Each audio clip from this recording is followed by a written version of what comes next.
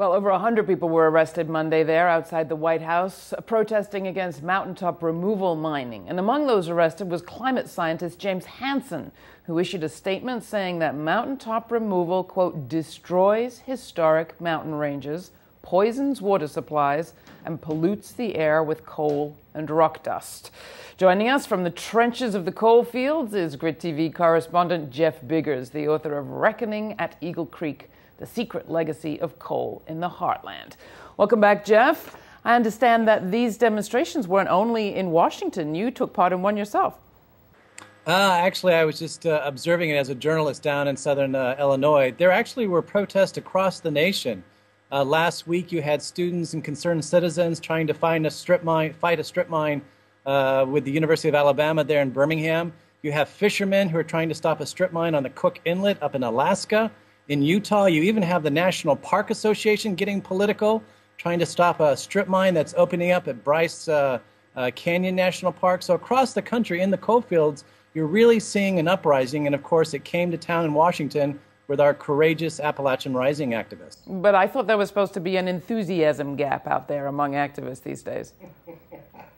You know, those who are concerned with the enthusiasm gap really need to take a trip to the front lines, because it's folks who are really on the front lines of extraction, and not only the coal industry, but also the extraction of natural gas drilling, or of course oil drilling. And these frontline activists really are showing us what is at stake right now. We don't have time to be stuck in some sort of rut of an enthusiasm gap or floundering about what are we going to do with the climate movement. These people are really under siege right now, especially with the coal industry. Now, you mentioned Appalachia Rising. Talk about what that is. Clearly not just in Appalachia, and maybe not just in the States.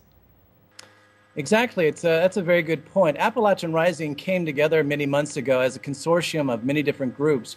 You have a lot of old-time groups who have been at it for many, many years, like Mountain Justice, of course, more direct action groups like Climate Ground Zero. And then you have a whole consortium of old citizens groups in Appalachia who literally have been fighting strip mining for decades, like the Alliance for Appalachia in Coal River Valley.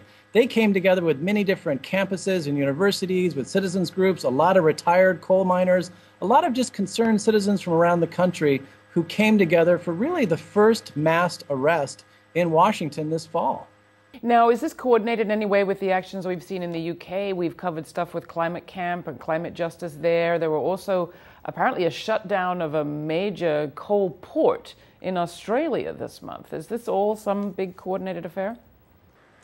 I think it's coordinated in the sense that people are really focusing on coal as really one of the hinge issues that we're going to talk about if we talk about climate justice and the climate movement moving forward. If we really talk about having a sustainable future. And I think coal is the real issue that's bringing everybody together. I think we know who the villains are and actually how we can move off it and move toward a coal-free future. So coal really has sort of coalesced all the groups. Now, it makes you wonder whether the sort of big green environmental groups are looking at the coal activists and saying, maybe there's something we could learn there. Are there? Is there a dialogue happening? Definitely a dialogue is happening. And for example, the Sierra Club was very supportive of Appalachian Rising, and many other organizations have been very supportive. Of course, Greenpeace today dropped a major banner in Louisville in anticipation of tonight's coal ash hearing in Louisville, Kentucky. And so I think you find a lot of those major green groups are realizing that they need to get off the fence about direct action. They need to unfriend their friends who are friends of coal. And I think what we're realizing now is people are really willing to hold the Obama administration accountable. I think one thing that's really important about yesterday, Laura, is that the Appalachians have a very good point.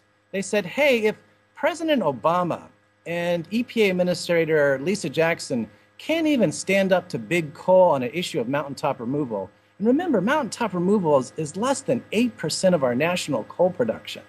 If they can't even stand up to the big coal lobby and follow their own rule of science and their own rule of law to stop something that even the EPA has said that mountaintop removal has irreversible damage to the headwaters, then how are we even going to begin to talk about a comprehensive clean energy or climate bill or even health care? Where does the electricity from the White House, for the White House, come from? It comes from a coal-fired plant, and I think that's very important. You know, as President Obama came down and and looked, of course, from the White House as officials from the EPA looked out from their windows at all the protesters. The reality and sort of the cruel irony of it is that their electricity that they're operating on is coming from coal largely strip mined from mountaintop removal operations in West Virginia. Finally, I know the big coal also tried to strut its stuff in Washington this week, and not just in the halls of Congress, but also on the streets. There was a big coal protest, too. What was that like? Oh, that was great. That was 2 weeks ago. And this was really the big coal tea party coming together. Would you like a little tea with your coal? And what it is there is a K Street front group public relations firm. It's called Faces of Coal.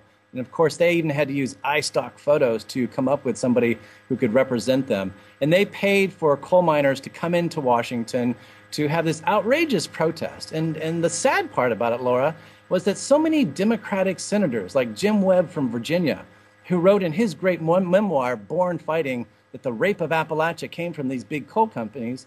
And now here he is a senator representing a state like Virginia, and he had to trot out and sort of genuflect in front of these big coal lobbyists, who are really extremists, who don't represent the coal fields. What they represent are the big coal lobbyists who are after profits no matter what it'll take. And that is, they have to set up their coal miners, they will. And I think that's something we need to ask Richard Trumka, who really comes out of the coal fields and really represents a great part of the union coal miners who've been completely destroyed in Appalachia, is Richard Trumka, when are you going to take on big coal? Well, I think I do ask him exactly that question in the conversation that's just coming up. We recorded it last week, but thanks for the suggestion, Jeff. One last thing. I'm curious whether Jim Webb actually showed up for this protest, the Appalachia Rising protest.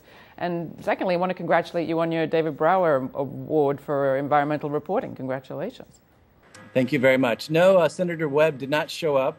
But you had so many Virginians who did come there, and I think that's what's very important, is to show that residents throughout Virginia and throughout the country are really recognizing that we have to abolish mountaintop removal and move on. All right, Jeff Biggers, thanks so much, and stay tuned for that Trumka interview. It's just coming up. Jeff Biggers has a link to his book at our website. That's GRITtv.org. Thanks. Justice! Justice!